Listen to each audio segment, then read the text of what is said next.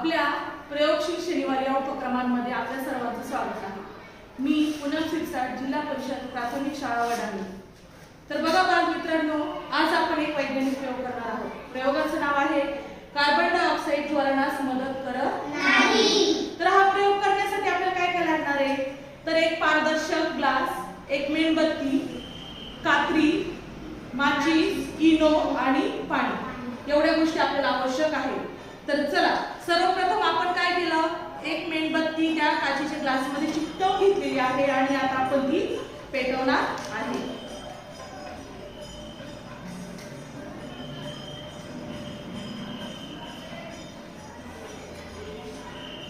बरं, आता मेणबत्ती पेटलेली। आता ह्या ग्लासामध्ये आपण मेणबत्तीच्या आजूबाजूला पाणी टाकणार आहे।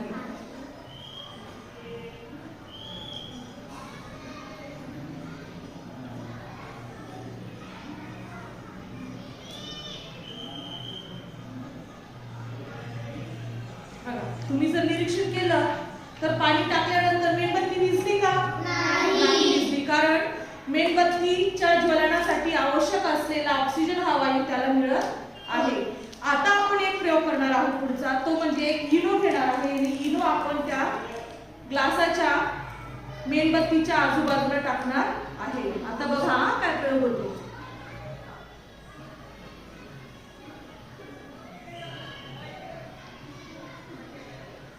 काय झालं रे?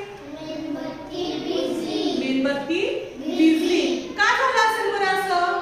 कारण या इनो मध्ये घन स्वरूपामध्ये असलेला कार्बन डायऑक्साइड हा त्या पाण्यामध्ये विरघळला आणि विरघळल्यानंतर काय झालं, त्याचे बुडबुडे तयार झाले आणि त्या बुडबुड्याच्या स्वरूपात असलेला कार्बन डायऑक्साइड हा वायू मुळे ती मेणबत्ती विझली।